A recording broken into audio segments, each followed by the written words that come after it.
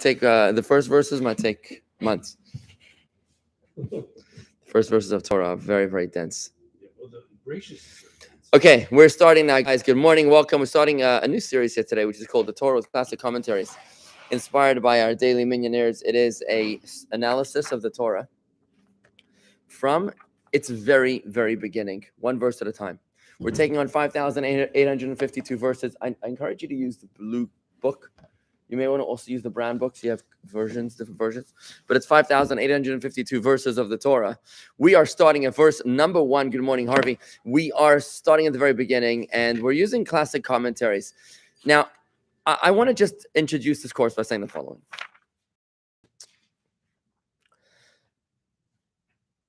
There are verses in Torah which we will be moving through much, much, much quicker.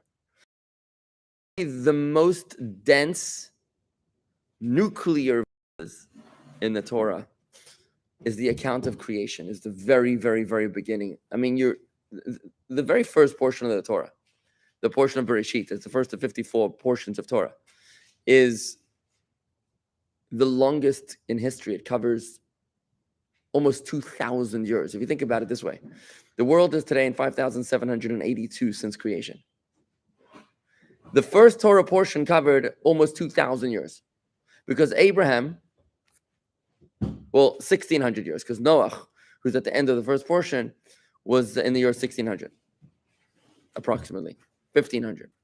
So if the first 1,500 years were covered in the first portion, it's got the most content, especially when you go from 0 to 1, when you go from non-existence to creation, there's a tremendous amount of material there. So let's just start at the very beginning and see how this goes.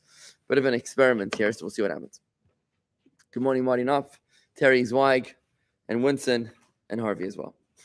The Torah begins with a verse, Bereshit, bara Elohim, et hashamayim ve'et haaretz. In the beginning, God created the heavens and the earth. Just the introduction of the commentaries are so intense that I didn't want to get lost. I'm starting at the very beginning, at the beginning of the actual Torah. Rashi brings a famous commentary, a very famous commentary quoting the Medrash on this particular verse of Bereshit. In the beginning, God created the heavens and the earth. Rashi opens up the Torah by quoting, said Rabbi Yitzchak, that the Torah should not have begun from this verse. The Torah should have begun from the first commandment. What is the first commandment? Any idea? The first of the 613? No, that's according to the sequence of Maimonides, of which Chafetz Chaim based his sequence. The first, according to the chronological order of Torah, is when the Jews were ready to leave Egypt, and God commanded them the commandment of time. Time, the Jewish calendar. So that's where the Torah should have begun. It's in about 14 Torah portions time. It's a third of the way through the book of Exodus. That was the teaching. Good morning, Corey. That was the teaching of Rabbi Yitzchak. He was the father of Rashi, by the way. I believe he was the father of Rashi, who said the Torah did not need to begin from the verse Bereshit bara Elohim, in the beginning God created, which is essentially a story. It should have started with the verse that teaches us the first commandment. In other words, is the Torah a book of laws, or is it a book of stories? It's the book of the law. It should have started with the first law. So what's the reason? What was the reason that the Torah began in the beginning with the whole creation, the story of creation, Adam and Eve, the Garden of Eden, Cain and Abel, Noah and the flood, Abraham, Isaac, Jacob? Why do we need to know the whole story of Joseph and the brothers descending into Egypt, the slavery of Pharaoh? Who needs stories? Start at the beginning. Imagine you go to law school, and the first year and a half of law school, they tell you stories. When are we learning the law? I imagine the first day of law school, you start learning law. They don't tell you stories for a year and a half. That was the question. Makes sense? Good question. What's the answer? Says Rashi. Because God wished, I'm going to quote the beautiful line, because he wished to convey the message of the verse, the power of his acts, he told his people, in order to give them the estate of nations. God was trying to prepare us with what we needed to solve the Middle East peace crisis. That's exactly what it says here. Because the time would come in the future when the nations of the world will say to the Jews, you have stolen the land of Israel. Sounds familiar? It's amazing, right? The time will come in the future. Rashi wrote this 800 and something years ago, 900 years ago, when there was no hope for the Jewish sovereignty of the land of Israel. It was then at the time of the Crusades, when the Christians were fighting bloody battles against the Muslims over control of the land of Israel, and the Jews were being beaten up on both sides by the marauding Crusaders and the dominating Muslims, right? The city of Akko, the port city in Israel, was actually a Crusader city. You can still today visit the Crusader tunnels at the bottom, underneath the subterranean tunnels of Akko, which is the time when the Crusaders ruled over the land of Israel. Yet 900 years ago, Rashi foresaw the time in the future when the Jews would control the land of Israel, and the nations of the world would deny us the privilege of peace upon the land. They would claim that we stole the land, and that's the reason why the Torah begins with this verse. Why? With this story. So that if the nations of the world will say to Israel, you are robbers, for you conquered for yourselves the lands of the 7 Canaanite nations. You stole the land from the 7 Canaanite nations. Israel will say to them, the whole world belongs to God. How do I know? The whole story is in the Torah. God created the whole world. He took it away from whom he wanted, and he gave it to whomever he wanted. And that's why we have the promise in Torah to Abraham that God says to you and your descendants, I will give the land of Israel. That's the reason why the Torah begins from the very beginning with the account of creation to solve the Middle East crisis, for us to be able to have what to say to the United Nations. Israel will say to them, the whole world belongs to the Holy One, blessed be He. He created it, and He gave it to the one who was proper in His eyes. By His wish, He gave it to them, to the 7 nations, and by His wish, He took it from them, and He gave it to us. Now, this is the homiletical comment of the sages that Rashi wrote in his commentary. Makes sense so far? You're okay with that, Rob? Sounds pretty good so far, right? Good. Okay, so let's see what happens now. Comes Ramban. Ramban is also about 800 years ago. Comes Ramban, and he comments on this very famous opening comment of Rashi. And he says, but there's a question to be asked on this medrash. For there is, in fact, great need to begin the Torah with the story of creation. But well, before we get into the Ramban, just a quick comment over here. Just a quick comment. It's important for us to understand, to know how to respond to the nations of the world. You know, when the nations of the world tell us that we have stolen the land, when we hear reading the newspaper or on the television, we hear about how the Jews have no right to the land of Israel. You have to realize that this is all by divine design. You know, instead of shooting the messenger, the anti-Semites, and we say anti-Semites are evil, you have to realize anti-Semites were anti-Semites before they were even born. God created them to be anti-Semites. Why? So that you should learn to believe in yourself and your right to exist. Without anti-Semites at the United Nations, we might not know that our claim to the land is because of God. We might think that we're just Israelis. For us to have the Jewish pride of knowing that we're not just Israelis, but that we're Jews, that we're a holy nation, a nation set apart, a nation set apart that's not counted among the nations, a nation that dances to the beat, to the beat of a different drum. That is because of the anti-Semites. So it was by divine design. This is a very transformative concept. Rob, you understand this idea? So in other words, the whole Torah, the first book and a half of the Torah, was in order to set the stage for the anti-Semites so that we would have what to answer them. So when you get interviewed by CNN and they say Berger here or Wasserstrom, what is your response to the Arabs that claim that you stole the land? And you say, well, they attacked us first, so we attacked them back. Or you say, well, look at all the microchips that we've invented, Intel, and we created cell phone technology and voicemails and all those lovely emails that go viral about how valuable the Jews are, so you should keep us, or you should at least tolerate us. None of those answers are correct. The only answer that we can say to the nations of the world that holds any water is to say that God created the world. How do we know this? Because in the most popular book in the history of the world, God created the world. And He makes all the decisions. He chose who to take it away from and who to give it to. It's like a deed. That's exactly right. You know, there's a beautiful story you remind me of, Rob. Ben Gurion. Ben Gurion went to, who was it that went to visit David Ben Gurion? One of the early chief rabbis of Israel. I can't remember exactly who it was. A big rabbi went to visit David Ben Gurion when he was an old man in his home in the south of Israel, in the Negev. So what he said, he asked him about the Peel Commission. The Peel Commission was an exploratory English board that was trying to work out if the Jews had any right to the land of Israel. You know, they had all the Arabs coming in there, and then they listened to the claim of the Jews. And Ben Gurion spoke before them. One of the famous things that he said there was that,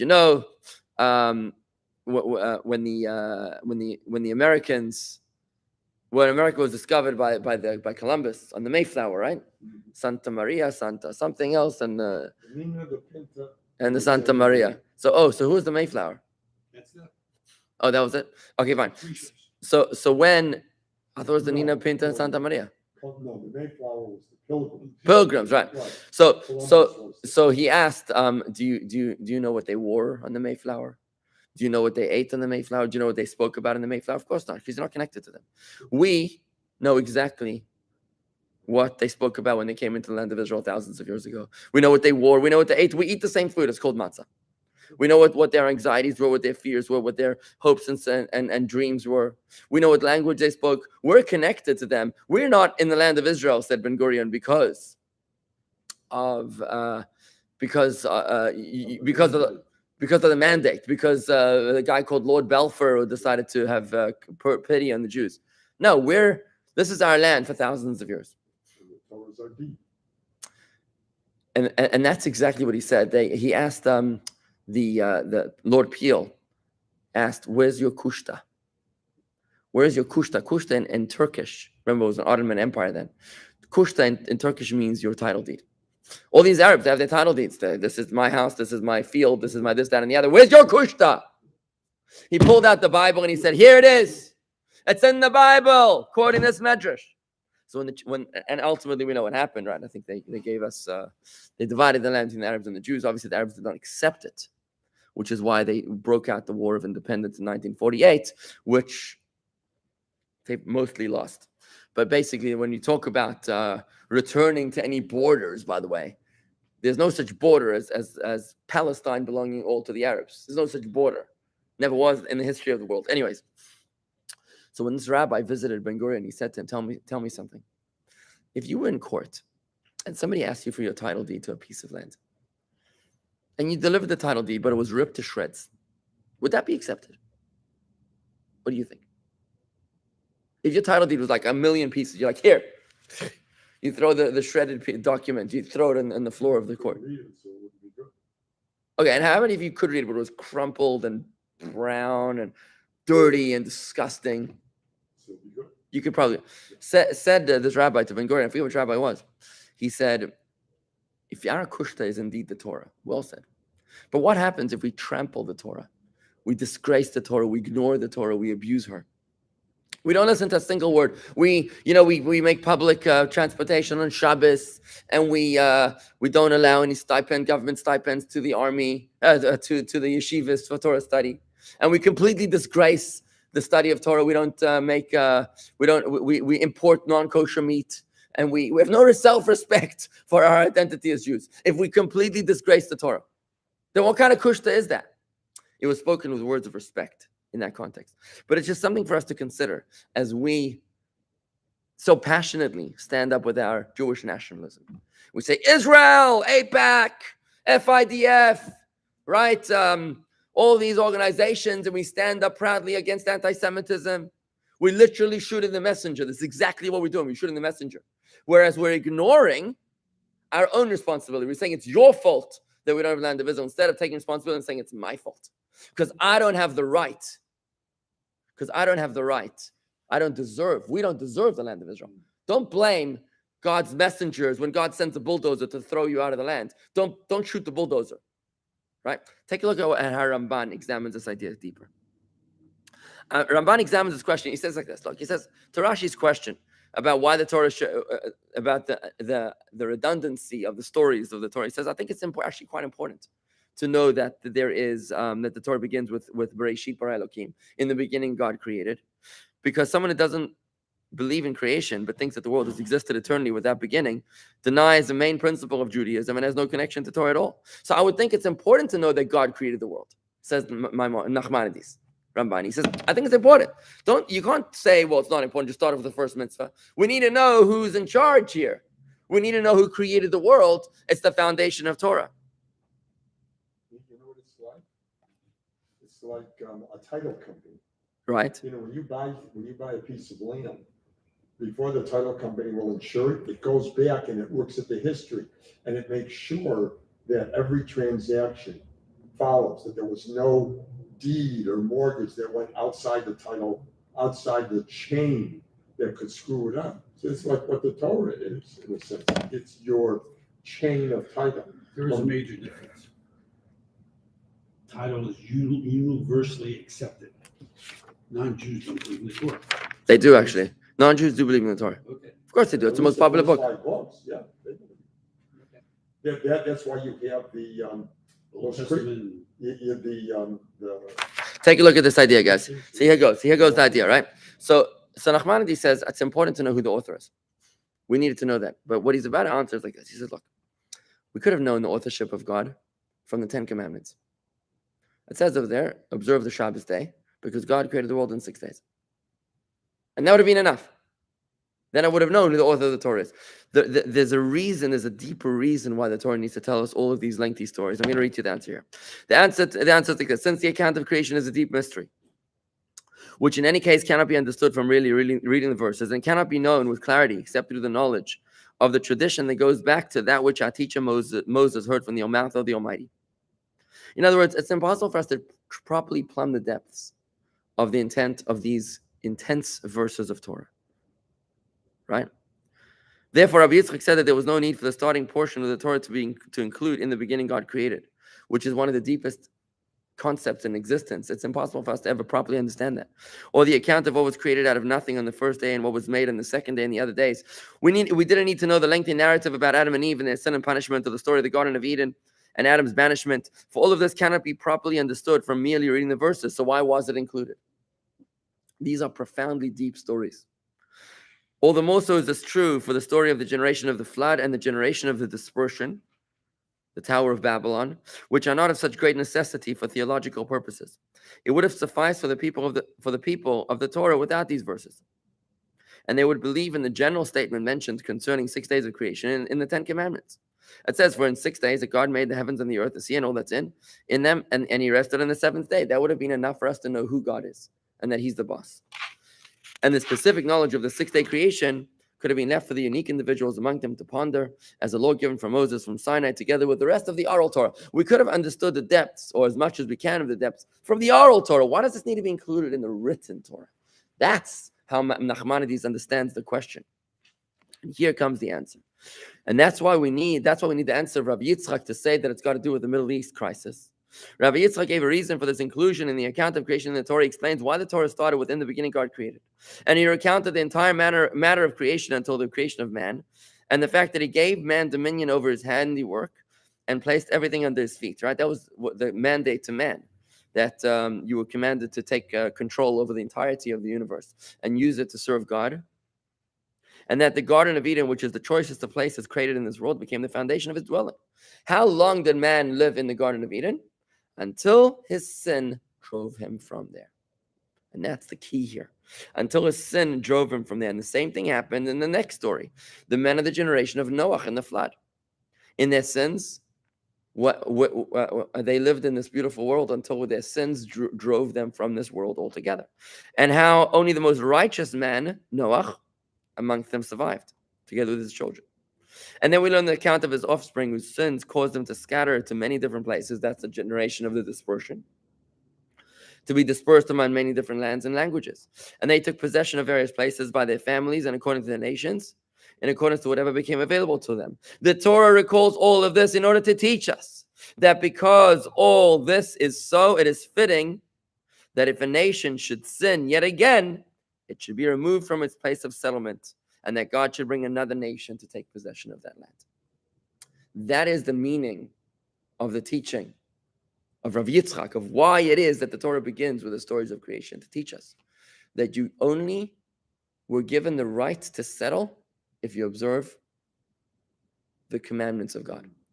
But the moment that you abandon the commandments of God, you'll be banished. Adam from the Garden of Eden, the residents of the flood from this world, the residents of this dispersion of the Tower of Babel from their place. And only the righteous were able to be given their place. But if you, on a personal, national, or global level, will reject the Torah, the commandment of God, then you too are going to be kicked out. It's a matter of time. So is that why what's happening in the Middle East is happening? Yes, Because that's exactly what he's saying. That's what he's Israel saying. is not living up to all of it. So He's saying that's why Arabs the Torah has told us in many places explicitly that the land will vomit you out if you don't observe her laws. The land of Israel does not tolerate those that violate her laws, which is why Mark Twain, when he visited the land in 1800s or something, it was full of marshes. It was uninhabitable. It was a swampland with mosquito infested, malaria infested. There was no way for anyone to live in that land. The land literally, in the words of the Torah, vomited out her residents. And that's the essence of the battle. Wait, so what did Mark Twain say? He said it was a horrible. Oh, he was just describing. He described it in his writings. He says, promised land doesn't look like a promised land to me. Something along those lines. But this is the fundament. This is the foundation of one of the most passionate debates in Israel today, where the religious Jews are claiming that God gave us this land. If you violate the laws of the Torah on a national level, we will lose our foundation, our right to this land. We will lose the war. If you cut the stipends to the yeshivas and the kollels, if you start to, again, import the non-kosher meat, and you have public desecration of Shabbos. In Israel, it's a big deal when they need to move something on the highway, right? I don't know, moving a factory or something. And they got to figure out when to move it in the least traffic possible. Do you move it in the middle of the night? Do you move it on the weekend? Do you move it on Yom Kippur when there's no traffic on the road, but then it's a public desecration of Yom Kippur, right? How does it work in the army? Do you allow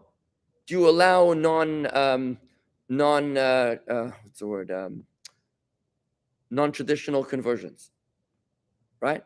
Do you allow any denomination of Judaism just because they claim to be a denomination of Judaism? So you have Orthodox, right? And now you have conservative because they claim they're conservative. Okay. So then you have Reform because they claim they're Reform. What about, they want to have this section of the wall, right? The conservative or the Reform section of the wall. I claim, why don't we have a Jews for Judaism section of the wall? Why don't we have a Jews for Jesus? Let's make a Jews for Jesus section of the wall because they are Jews. They claim they believe in Jesus. We should make an official thing, Jews for Jesus. In other words, why are you so racist, you Reform Jews, that you believe that this is the line and not there? Maybe they're just because they're left of you. Does that mean that they're not good? Like what's wrong with that? Why don't we, if there's Jews that believe in human sacrifice, we should have Jews of human sacrifice section of the wall. Do you know what I mean? Obviously, I'm exaggerating here, or Satanist Jews. Like, why not? In other words, where do you draw the line? So if you become egalitarian to the point that you lose your identity,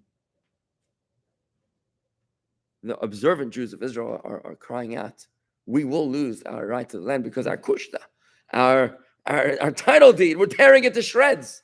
You're making it illegible. How about if you bring a title deed to court and the judge reads the title deed and he sees that you violated every single statute in that title deed, except for one that says this land belongs to Joe Schmo, right? But every other statute, you shall not do this on the property, you shall not do that in the property, this is not allowed, that's not allowed, and every single thing you violated, except for the one thing over here that says it's yours. Would the judge accept that? Probably not, right? That's what they're arguing. Then come the secular Jews and they say, well, we don't want to believe in God. No, we're Israelis, we're not Jews. We fought to this land. We don't believe in miracles, right? So that's why we have the Torah. The Torah said, listen, guys, if you delude yourself to think that you're somehow stronger than the Goyim, you're not. You're outnumbered. You're outgunned. They're stronger than you. They're bigger than you. They're more vicious, violent, and malicious than you. Don't give me Baba Mises. This is a miracle. Right? And that's what the Torah is telling us over here. The Torah records all this in order to teach that because of this, because it is so, it is fitting that if a nation should sin yet again, it should be removed from its place of settlement, and that God should bring another nation to take possession of its land. For this has been the law of God in the world for all time. And all the more so is this true, taking into account what is related in Scripture, that Canaan was cursed and sold as an eternal slave. That was last week's Torah portion of Noah. He was cursed. Yeah.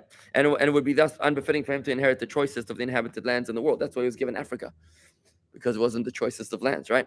Rather, the servants of God should inherit it, the offspring of Abraham, the one who loved them. This is the concept that is written in the verse. He gave them the lands of nations and inherited the Torah of his people so that they might safeguard his statutes and observe his teachings. Meaning that he drove out those who rebelled against him, and he placed those who served to dwell there instead, so that they should know that it is through the service of God that they inherited it, and that if they would sin to him, the land would disgorge them as it disgorged the nations that came before them. So, if you look in the rest of history, the Jews came to the land of Israel. We came out of Egypt. We were doing fantastically well. We were observing the laws of God. Moses, Joshua, right? We had the prophet, the judges. I mean, relatively, we were doing well. Every time we sinned, we were beaten up and conquered by some nation. And then came some righteous judge that inspired us to do the right thing, and we got the land back. And there was like this yo-yo effect going on, this pendulum going on for hundreds of years, until we established until the rise of King Saul and King David and King Solomon that built our first temple. And we did very well for 410 years, until came Jeremiah, and he was like, listen, guys, you are so sinful. You've descended into such avarice. There's no way. God is he's not going to let you keep his land. He will destroy a temple. He'll send a nation from afar. And there were people who refused to listen. We learned about this recently. The people refused to listen. Guess what happened? That's exactly what happened. Gerald says, too much coffee. Slow down, pal. Sorry, Gerald. All right. The fact of the matter is that we were kicked out of the land by the Babylonians. We were sent into a 70-year exile. Finally, we came back. The Persians sent us back, King Darius. And we got the land again. And once again, we descended into sinful idolatry. And the Greeks came and conquered us. Then came the Romans, and that was a bad one. When the Romans came, that was bad. We still haven't recovered from that blow. What do they say? History, the history teaches us that those who don't learn from history are doomed to repeat its lessons, right? Guys, we haven't been around for that long. It's not like we've been around for 500 million years. It's only been 5,782 years. It's not that complicated. It's only 131 generations. If you look at history, I mean, the definition of insanity is doing something different, expect the same thing and expecting different results. Every time we rebel against God, we lose the land. We get kicked out. It's about time we wake up. That is the reason why the Torah begins with this story, the account of creation. We would have known that God is the boss from the 10 Commandments, but we needed to know the stories of expulsion and inheritance, because it's that important. Because in 2021, when we struggle with our existence as Jews, and we think that the whole world is just being mean to us, they're mean-spirited, they're nasty. That's a Klippa approach to reality. It's judging the book by its cover. It's just superficial. You're ignoring the fact that God is sending you these anti-Semites in order to wake you up to your Judaism, to your Jewish identity, right? So instead of us shooting the squad, who is at AOC or whoever's up there in Congress, because, we can get very comfortable knowing that in Congress, the whole U.S. Congress is our friends, and the whole Senate is our friends, and the president, the vice president, the cabinet, everybody's our friends. Then what do we need God for? We don't. So God gives us a big wake-up call. Guess what? Do you think you can get a Muslim president of the United States? Absolutely, you can. You can get a fascist president of the United States. It could happen tomorrow. Literally. And yet, don't blame the fascist. Hashem tells us at the beginning of creation, I'm putting this into your Torah, into the Torah, that you should know from the very beginning of time that this is by divine design. I'm giving you these checks and balances. If you stray, if you toe the line, you'll live in peace. Each man under his grapevine and under his fig tree. But if you don't, you're going to have all sorts of problems. What are those problems? Doesn't mean actual banishment of the land, but it means that you're being denied the right to settle peacefully there. Every United Nations charter, every United Nations Security Council condemnation, you remember when Obama refused to veto the condemnation of the Security Council on the last few days of his presidency? That was scary for us, eh? We were like, ooh, we've never been exposed. We've always been protected by our American leaders, right? That was the first time that we were made so vulnerable, right? And it is absurd. Like I think it was Abe Banu said that if the United Nations, if Algeria proposed a resolution in the United Nations that the world is flat and it's only because Israel that flattened it, then the United Nations would vote 127 countries in favor of the resolution of the condemnation of Israel, with 3 abstentions and 2 no's. Right? It's comical, right? It would be funny if it wasn't so sad. But what the Torah is telling us is don't get excited. It's by divine design. This is the way it's meant to be. Hashem wanted us to know from the very beginning of creation. You observe the laws, you keep the land. You don't, you get kicked out. And that, friends, is where I'm going to end it off here today, this morning. We'd love to hear feedback on this session so we can see how to continue it. Send me an email, rabbi@jewishgardens.com. That's rabbi@jewishgardens.com. Shalom, and have a great day.